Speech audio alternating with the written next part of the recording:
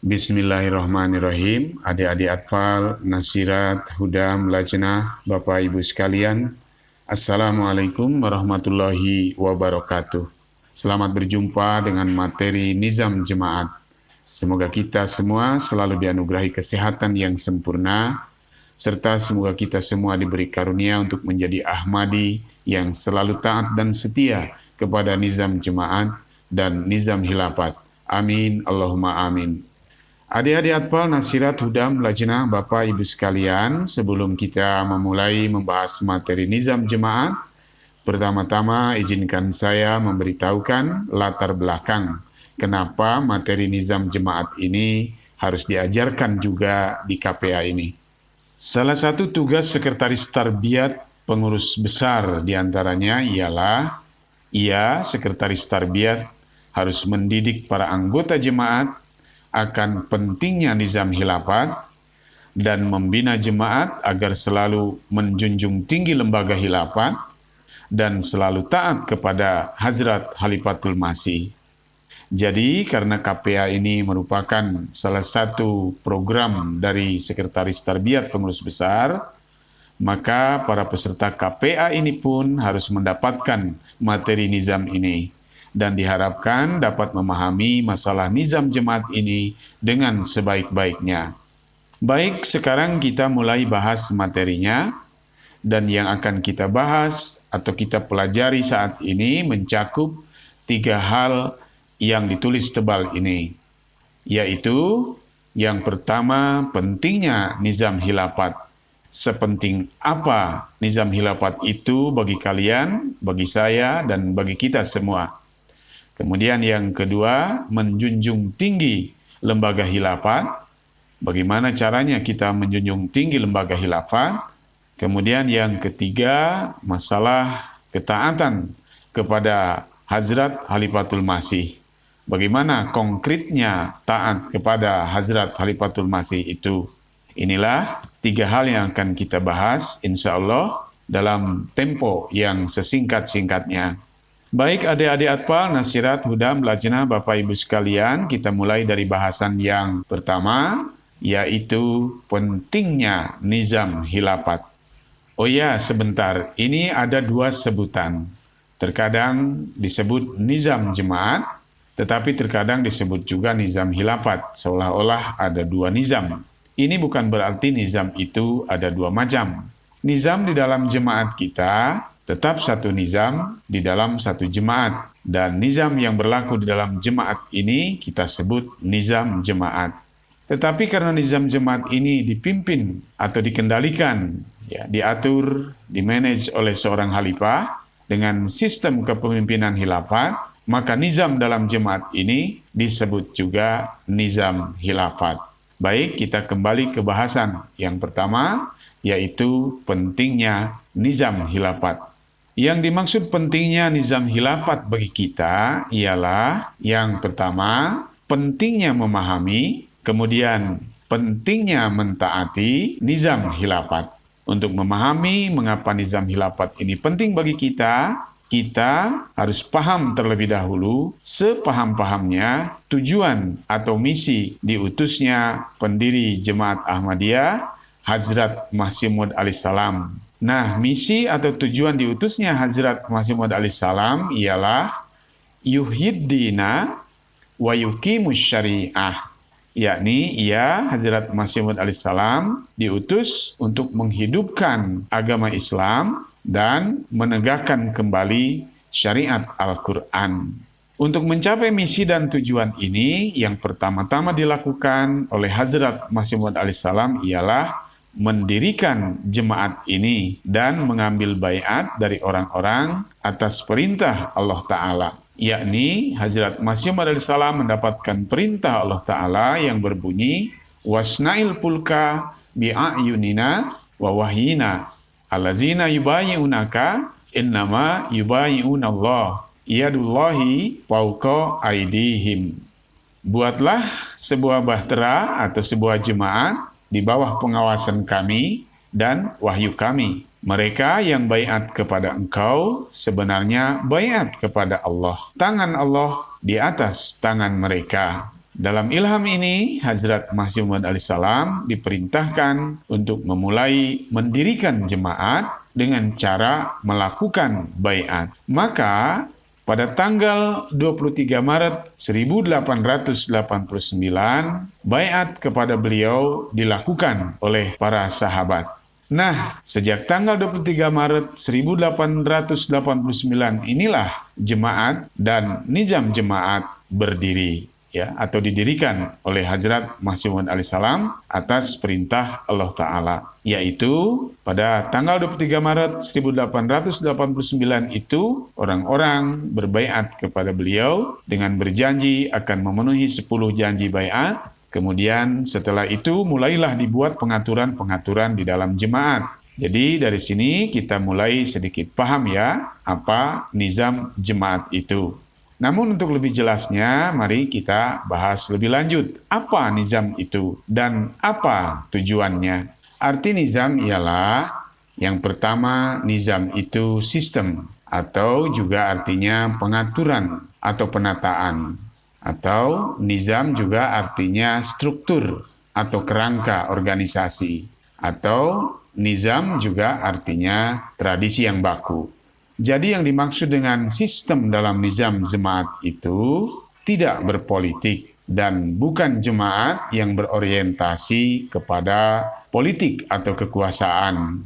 Jadi menurut nizamnya jemaat kita hanyalah jemaat yang orientasinya untuk kerohanian. Yang dimaksud sistem dalam organisasi jemaat juga sistem kepemimpinannya berbeda dengan sistem kepemimpinan organisasi lainnya, yakni sistem kepemimpinan jemaat dipimpin oleh pemimpin yang tertinggi seorang khalifah, kemudian di bawahnya ada wakil-wakil khalifah di setiap negara, di antaranya misalnya amir jemaat. Ada juga wakil-wakil khalifah di tiap kelompok anggotanya, misalnya seperti sadr atau ketua badan-badan jemaat, atau ketua-ketua lain dalam bidang atau proyek tertentu yang diangkat dan ditunjuk oleh Hazrat Khalifah. Kemudian yang dimaksud dengan sistem organisasi jemaat juga adalah sistem kepengurusannya. Ada kepengurusan tingkat pusat, di mana Khalifah berada. Kemudian ada kepengurusan tingkat nasional, di tiap negara ada. Kemudian juga ada kepengurusan tingkat cabang, di cabang-cabang jemaat di suatu negara. Atau juga ada pengurus bidang-bidang, seperti bidang pertabligan, ya, mengurus bidang jamiah, MTA, Humanity First, ya, dan lain-lain. Banyak proyek-proyek jemaat yang kepengurusannya juga ditentukan oleh jemaat. Kemudian yang dimaksud sistem organisasi jemaat juga adalah sistem keanggotaannya juga berbeda dengan organisasi lainnya. Sistem keanggotaan dalam jemaat, setiap orang yang bergabung menjadi anggota jemaat dimanapun terlebih dahulu harus baiat kepada Hazrat Masih Maud alaihissalam atau melalui khalifahnya dengan membuat perjanjian atau pernyataan yang telah ditetapkan oleh Hazrat Masih Maud alaihissalam yang berbunyi akan selalu berusaha sekuat tenaga untuk mematuhi 10 janji baiat sebagaimana yang ditetapkan oleh Hazrat Masih Maud alaihissalam, akan mendahulukan kepentingan agama di atas kepentingan dunia, akan selalu setia kepada nizam Khilafat Ahmadiyah, dan akan mentaati Khalifatul Masih dalam setiap kebaikan yang diserukan oleh Hazrat Khalifah. Maka setelah menjadi anggota jemaat, orang yang berbaiat masuk menjadi anggota jemaat, ia terikat oleh nizam jemaat, yakni ia harus dawam membayar canda, iuran badan-badan misalnya, dan pengorbanan-pengorbanan lain. Ia juga harus salat berjamaah di masjid jemaat atau salat-salat center yang ditentukan oleh jemaat. Ia juga harus dawam salat tahajud atau juga harus membiasakan diri bersalawat kepada Nabi Muhammad SAW. Kemudian juga terikat oleh nizam bahwa ia harus mengikuti dan mendukung program-program serta kegiatan-kegiatan yang diadakan oleh jemaat ia juga harus menjaga parda, kemudian juga ia terikat oleh nizam bahwa ia harus menikah hanya dengan sesama Ahmadi dan kewajiban-kewajiban lainnya sebagai anggota nizam jemaat. Kemudian yang dimaksud sistem di dalam nizam jemaat juga sistem keuangannya. Berbeda dengan organisasi manapun, yakni sistem keuangan di dalam nizam jemaat kita, cara jemaat ini mendapatkan uangnya adalah seperti cara agama Islam pada masa permulaan, yaitu diperoleh dari candah atau pengorbanan para anggotanya. Jemaat tidak menerima sumbangan dari kerajaan atau dari negara manapun, dan jemaat juga tidak berbisnis, dan sistem pengelolaan serta penggunaan keuangannya telah diatur sedemikian rupa. Kemudian yang dimaksud dengan pengaturan atau penataan nizam jemaat ialah pengaturan penataan organisasi keanggotaannya. Di dalam jemaat, pengaturan organisasi keanggotaan dipecah ke dalam beberapa kelompok. Seperti umpamanya ada organisasi Lajnah Imailah, yaitu kaum wanita jemaat yang usia 15 tahun ke atas. Yang usia di bawahnya ada lagi organisasi Nasyirat dan Banat. Kemudian ada organisasi Ansarullah, yaitu khusus untuk kaum bapa usia 40 tahun ke atas. Dan kemudian ada organisasi Hudamul Ahmadiyah, yaitu para pemuda Ahmadiyah yang berusia 15 tahun sampai dengan 40 tahun. Yang di bawahnya tergabung dalam organisasi Hudam ini, yaitu Atfal dan Abna. Kemudian yang dimaksud dengan struktur atau kerangka nizam jemaat ialah struktur atau kerangka organisasi jemaat. Mulai dari Hazrat Masih Maud alaihissalam sebagai pendiri, kemudian beliau mendirikan jemaat pada tanggal 23 Maret 1889, lalu beliau membentuk kepengurusan jemaat dengan nama Anjuman Ahmadiyah yang diketuai oleh seorang Sadr Anjuman. Kemudian di bawahnya ada departemen yang disebut Nazarat yang diketuai oleh seorang Nazir A'la yang membawahi beberapa departemen atau nazarat seperti Nazarat Mal atau Departemen Keuangan, Nazarat Tabsyir atau Pertabligan, Nazarat Tasnif untuk penerbitan buku-buku selebaran, dan juga Nazarat Ta'lim untuk pengajaran para anggota, dan nazarat-nazarat lainnya. Kemudian setelah Hazrat Masih Maud alaihissalam wafat pada tanggal 26 Mei 1908, keesokannya, yakni tanggal 27 Mei 1908, nizam jemaat dilanjutkan dengan nizam khilafat, yakni jemaat dipimpin oleh seorang khalifah. Di bawahnya, di bawah khalifah, masih tetap ada Anjuman Ahmadiyah yang diketuai oleh seorang Sadr Anjuman, yang di bawahnya masih tetap seperti di zaman Hazrat Masih Maud Salam, ada departemen yang disebut Nazarat yang diketuai oleh seorang Nazir A'la yang membawahi beberapa departemen atau nazarat seperti yang tadi sudah dijelaskan.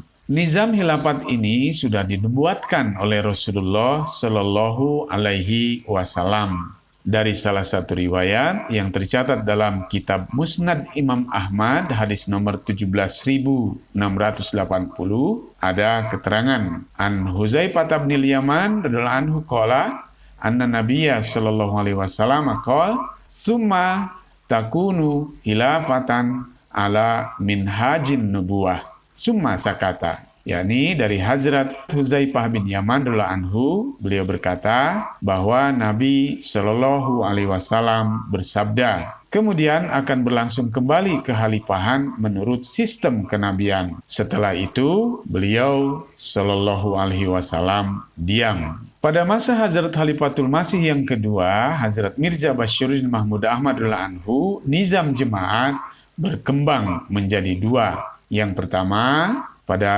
tahun 1906, Anjuman Ahmadiyah India didirikan atau dibentuk oleh beliau. Kemudian pada tahun 1947, setelah negara Pakistan berdiri sendiri, terpisah dari India, dibentuk Anjuman Ahmadiyah Pakistan. Di bawah anjuman di kedua negara ini dibantu oleh Nazarat atau departemen yang diketuai oleh Nazir A'la yang membawahi beberapa nazarat atau departemen seperti yang tadi sebelumnya sudah dijelaskan.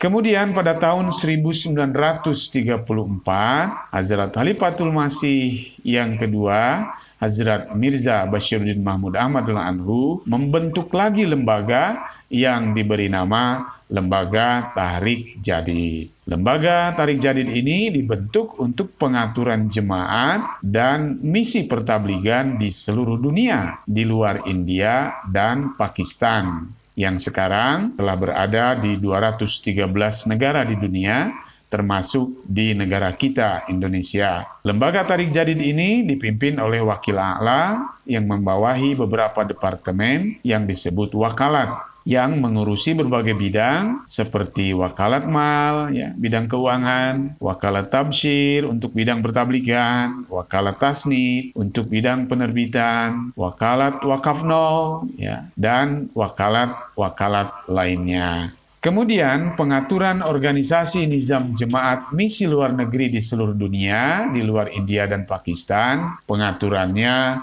seperti ini. Di setiap negara, di bawah Hazrat Khalifatul Masih ada Tahrik Jadid, kemudian di bawah Tahrik Jadid ini, di bawah Wakil A'la dengan wakalat-wakalatnya, di setiap negara ada Amir Nasional yang dibantu oleh Sekretaris Pengurus Besar yang kemudian disebut sebagai Majelis Amla Jemaat Nasional. Beliau-beliau yang duduk di kepengurusan ini dari mulai Amir Nasional hingga para sekretaris yang membantu beliau adalah para pemangku nizam jemaat tingkat nasional yang diangkat oleh Hazrat Khalifatul Masih. Kemudian ke bawahnya ada ketua jemaat lokal atau ketua cabang-cabang jemaat yang juga dibantu oleh para sekretaris pengurus cabang atau pengurus jemaat lokal yang kemudian beliau-beliau ini, para pengurus ini di tingkat cabang disebut Majelis Amla Jemaat Lokal atau Majelis Amla Cabang. Beliau-beliau yang duduk di kepengurusan di tingkat cabang ini dari mulai ketua cabang, kemudian para sekretaris yang membantu beliau juga adalah para pemangku nizam jemaat di tingkat cabang yang diangkat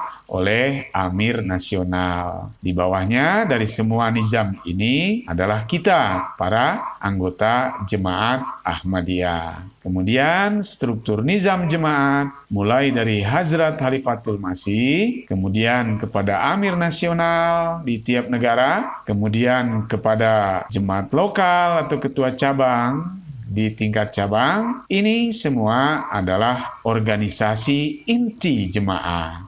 Organisasi-organisasi lainnya yang dibentuk oleh Hazrat Khalifatul Masih seperti Lajnah, Ansor, Hudam, dan kita semua juga sebagai anggotanya adalah pendukung yang harus membantu, mensupport, memajukan program-program organisasi inti jemaat ini. Hal ini ditegaskan oleh Hazrat Khalifatul Masih Al-Khamis dalam khutbah beliau pada tanggal 7 September tahun 2007. Organisasi inti inilah yang menyusun semua program-program jemaah di dalam Syuro Nasional oleh para pemangku nizam inti tingkat nasional dan tingkat cabang. Mereka berkumpul untuk mengadakan Syuro Nasional, membahas program-program jemaat, biasanya dilaksanakan setiap tahun. Kemudian, program-program jemaat hasil Syuro Nasional yang telah disusun oleh organisasi inti jemaat ini, maka hasil dari syuronya itu menjadi program prioritas jemaat yang harus diutamakan dan didahulukan. Semua organisasi lainnya di dalam jemaat, termasuk kita, para anggota nizam jemaat, harus memainkan peran untuk mensupport program-program yang telah disusun atau dibuat oleh organisasi inti jemaat untuk kemajuan jemaat di suatu negara atau jemaat di seluruh dunia ya secara keseluruhan. Kemudian juga ada lembaga mubalighin yang dipimpin oleh seorang raisut tabligh. Juga beliau-beliau ini memainkan fungsi perannya sebagai sumber ilmu dan kerohanian bagi kita para anggota jemaat untuk mencapai misi yang hendak dicapai oleh Hazrat Masih Maud alaihi salatu wassalam. Singkatnya, semua tugas pekerjaan yang dilakukan baik oleh organisasi inti, organisasi pendukung, ya, badan-badan jemaat, atau juga oleh lembaga mubalighin, atau juga oleh anggota jemaat,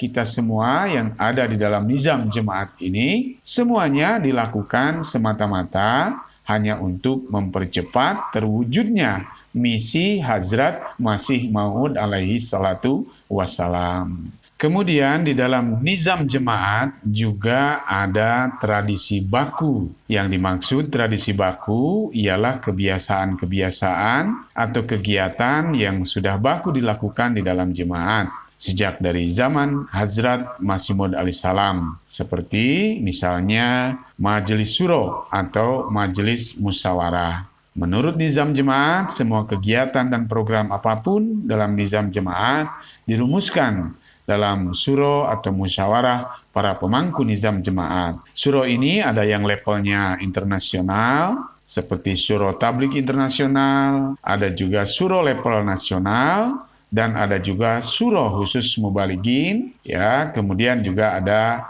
suro badan-badan, seperti suro Ansarullah, suro Lajnah, suro Hudam, setiap tahun. Kemudian juga ada tradisi jemaat lainnya, seperti Jalsa Salana. Jalsa Salana juga levelnya ada yang internasional, kemudian ada yang nasional, kemudian juga yang regional atau wilayah, kemudian juga ada jalsa yang levelnya jemaat lokal. Kemudian di dalam jemaat juga, dalam nizam jemaat ada tradisi-tradisi baku seperti ijtima badan-badan, kemudian tarbiyati kelas atau KPA seperti yang sedang kalian lakukan saat ini. Kemudian ada tradisi atau kebiasaan wikari amal. Ada juga tradisi lainnya seperti peringatan-peringatan Hari Masih Maud alaihi salam, Hari Hilafat, ya, Siratun Nabi, dan juga pengajian-pengajian jemaat, baik pengajian cabang, pengajian badan-badan. Nah, itu semua adalah tradisi baku di dalam nizam jemaat. Semua sistem, semua pengaturan, penataan struktur organisasi, semua tradisi yang ada dalam jemaat yang dijelaskan tadi, semuanya itu disebut nizam jemaat. Kalian, saya, dan setiap orang yang berada di dalam nizam jemaat ini terikat oleh semua sistem, pengaturan, tradisi, atau nizam di dalam jemaat ini. Sekarang, apa tujuan nizam atau sistem yang dibuat seperti ini?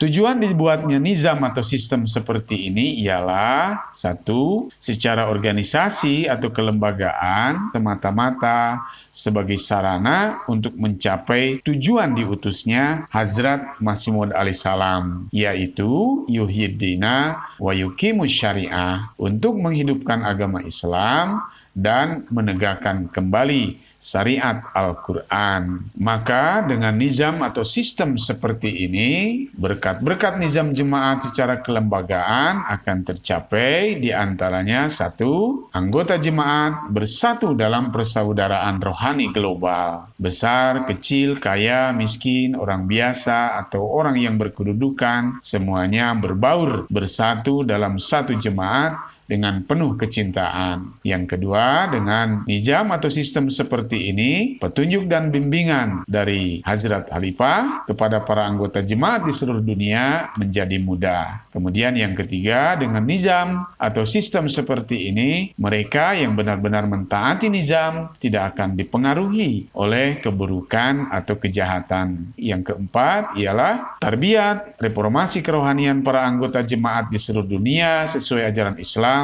menjadi mudah dilakukan. Kemudian yang kelima, dengan nizam atau sistem seperti ini, penyebaran tabligh Islam ke seluruh dunia dapat dilakukan dengan mudah. Dan yang keenam, dengan nizam atau sistem seperti ini, penghidmatan kemanusiaan ya kepada umat manusia demi mencari keridhaan Allah Ta'ala juga dapat dengan mudah dilakukan karena satu komando, yakni dari Hazrat Khalifah. Kemudian secara personal, yakni bagi kita sebagai individu anggota jemaat, semua nizam atau sistem ini dibuat semata-mata adalah sarana untuk memajukan akhlak dan kerohanian kita. Dan yang kedua juga melindungi anggota jemaat dari segala keburukan. Bahkan nizam atau sistem ini dibuat adalah merupakan penyempurnaan janji baiat kita kepada Hazrat Masih Maud alaihissalam. Sebagaimana tersebut di dalam syarat baiat yang ke-10,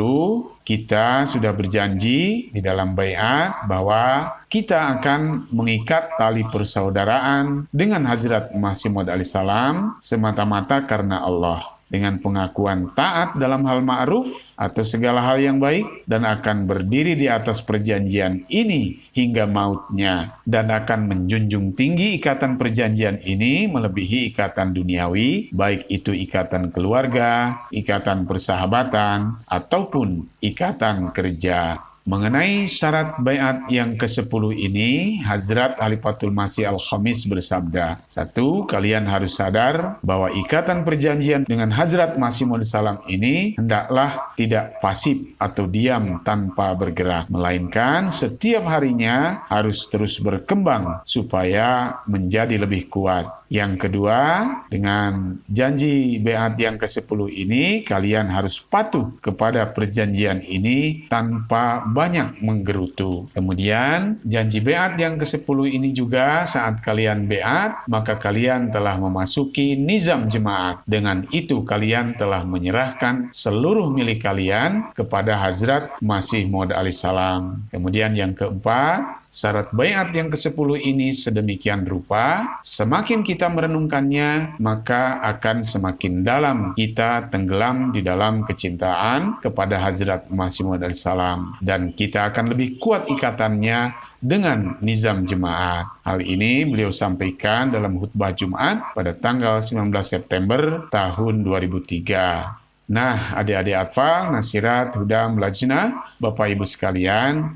itulah pentingnya nizam jemaat atau nizam khilafat bagi kita sekalian. Selanjutnya kita masuk kepada bahasan yang kedua dan ketiga, yaitu menjunjung tinggi lembaga khilafat dan selalu taat kepada Hazrat Khalifatul Masih.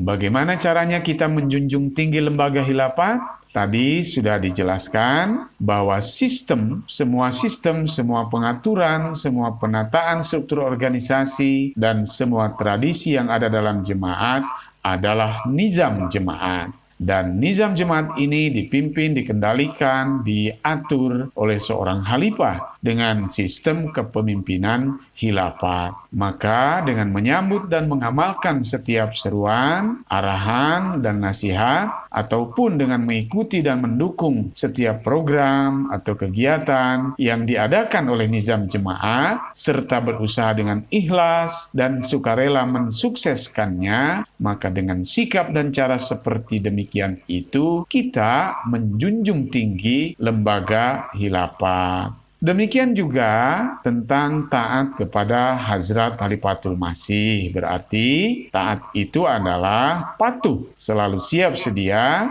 tidak membantah, selalu bertanggung jawab, selalu menaruh rasa hormat. Maka apapun yang diserukan oleh khalifah melalui nizam jemaat ini, maka kita harus selalu patuh dan siap sedia menyambut dan mengamalkan dengan penuh kecintaan dan rasa tanggung jawab.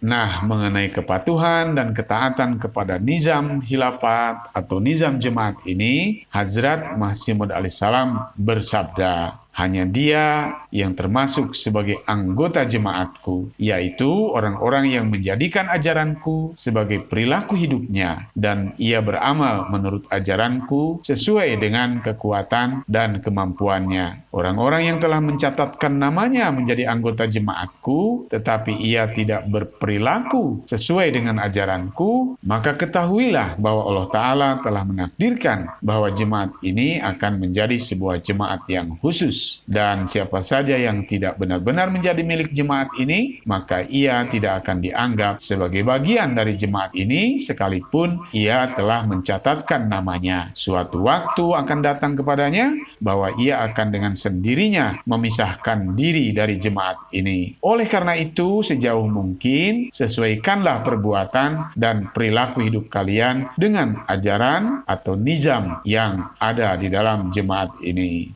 Demikianlah materi nizam yang dapat disampaikan, mudah-mudahan walaupun singkat dapat dipahami. Saya mohon maaf apabila terdapat kekurangan. Terima kasih atas perhatiannya. Wa akhiru da'wana alhamdulillahirabbil alamin. Wassalamualaikum warahmatullahi wabarakatuh.